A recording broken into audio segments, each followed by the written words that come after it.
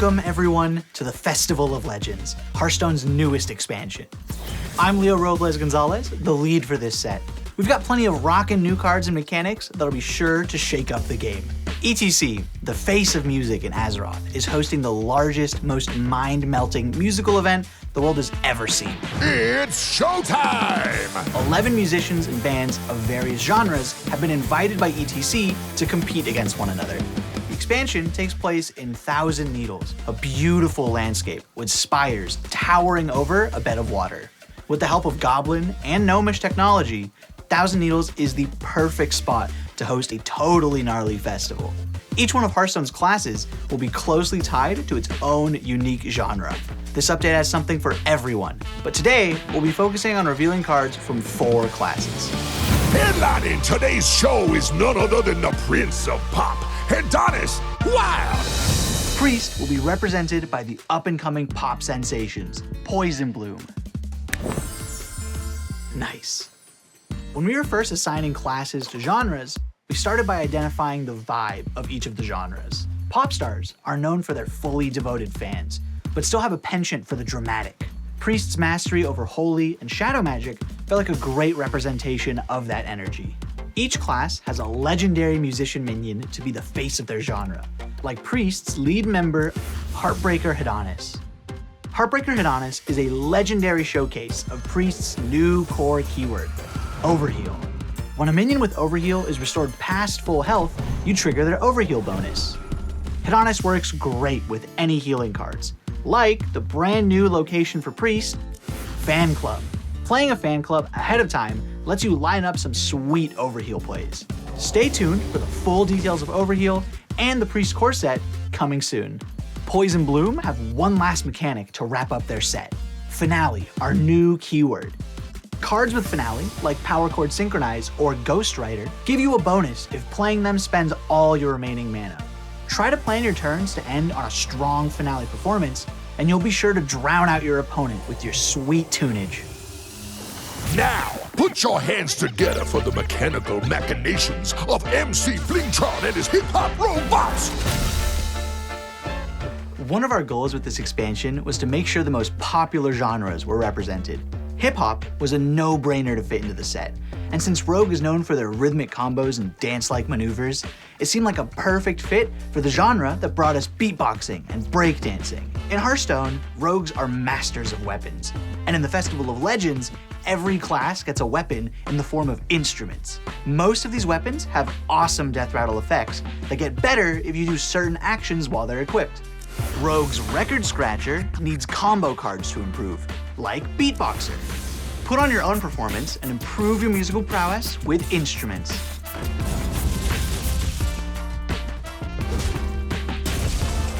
There's one more instrument to showcase, so let's get a drum roll, please.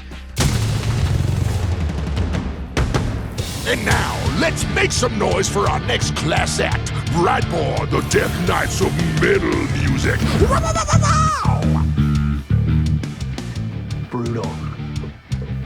Blightborn is a forsaken death metal band with a literal cult following from World of Warcraft, with Death Knight's recent addition as our 11th class, matching them to Blightborn's death metal music was a killer fit. Death Knight's instrument is the Arcanite Ripper, a sweet piece of a new Blood Death Knight deck all about manipulating your own health. While you're shredding on your Arcanite Ripper, put Screaming Banshee on the mic. Her lifesteal helps fuel your Arcanite Ripper, which then summons a lifesteal minion to feed back into the Banshee's own effect. And that's not all that Death Knight has going on. Introducing the first legendary spell of the expansion, the first Blood, Frost, and Unholy card, and the first song to reach the Azeroth Top 100 charts, Climactic Necrotic Explosion. With every class's legendary musician minion, they will also get a legendary spell to represent that musician or band's most popular song. What I love about these spells is that they look like album art. Climactic Necrotic Explosion shows off all of the members of Blightborn along with their band's logo.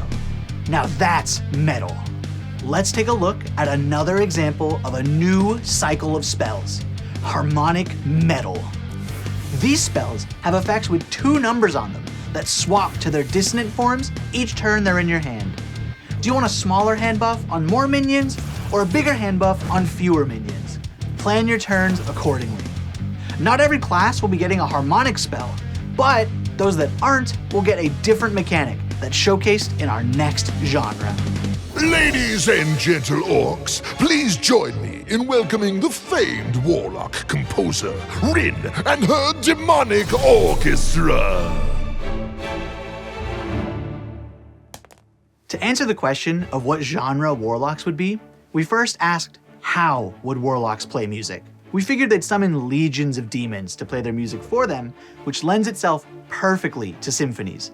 Plus, with how sinister warlocks are, we can really play up the drama of classical music. Warlock is one of the classes that get a soloist minion. Soloists gain special bonuses if they're the only minion you control.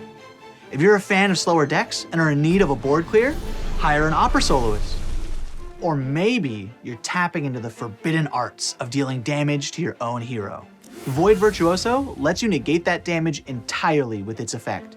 And we may just be introducing a new warlock archetype that deals damage to your own hero in a unique way. But for now, let's take a peek at the other genres. Now it's time for the battle of the bands. It's turning into an all-out brawl. Oh yeah!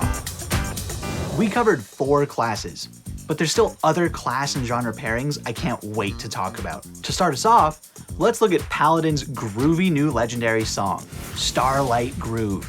This is the first time we're putting Divine Shield on your hero, which is sweet and synergizes with some other Paladin cards in this set. You may have also noticed that the musician in the art piece is none other than Kangor from the Boomsday Project. One of my favorite things about working on this expansion was revisiting previous characters under a musical lens. Asking questions like, what does Kangor do in his free time? Got us to hilarious answers like, he's a famous disco dancing musician. Druid and Shaman are both in a more relaxed, laid-back space in this expansion. For Druid, Peaceful Piper showcases the perfect vibes for their genre. Think drum circles and a rainbow of colors. Playing to the tune of nature gives Druid musicians their affinity for beasts. And trust me when I say that we've got some exciting beasts in Druid this expansion. Shamans are all about jazz, going where the music takes you, improvising, and of course, brass elementals. A woodwind with Wind Fury made a ton of sense. Druid and Shaman are both classes that have brand new characters as their musicians, which I'm hyped for y'all to see later. There are so many genres I'm excited about that it's impossible to pick just one. I want to play an amalgamation of them all combined. Oh, would you look at that? It's the One Amalgam Band. The more varied minion types you play in one game, the crazier his battle cry gets. The random bonus effects cover 8 of the keywords in the core set, such as Rush, Lifesteal, or Reborn. There's also bound to be some of you that think all the genres we've shown off so far are too mainstream. For those who relish the quirky and obscure, we've got our hipsters. To close out our card reveals, it's the Tauren that's responsible for the Festival of Legends, ETC Band Manager. ETC's goal with this festival was to share the spotlight with all the other musicians on Azeroth, and his card does just that. While building your deck, you can include 3 cards from your collection into ETC's band, which you then get to discover from when playing ETC. And best of all, ETC Band Manager is being given for free to any player who logs into the game right now. Now let's keep this energy pumping.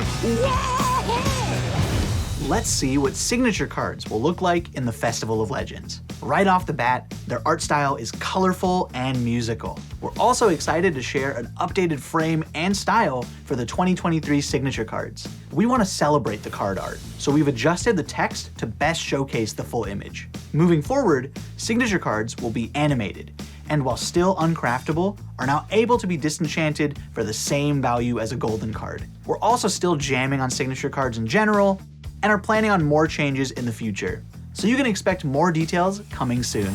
Let me hear you make some noise for our amazing lineup! And last, but definitely not least, let's talk about events. A brand new event, the Headliners Tour, is starting today, where players can choose one of 3 different concerts to attend. Each one has their own unique rewards track, full of cosmetics and packs themed around the classes and genres that belong in that concert group. Once the event is complete, any cosmetics you didn't get will become available at different points in the shop, including those from the other 2 concert groups you didn't choose. We will also have another event coming to celebrate the launch of the Festival of Legends expansion, and you can find more information on card reveals leading up to the launch on our website. And just like that, the show has come to a close. Pre-purchase bundles for the Festival of Legends are available today. And remember, you can log in right now to receive your free ETC Band Manager card and participate in the new event. Thank you all so much, and I hope to catch you in the front row of the Festival of Legends.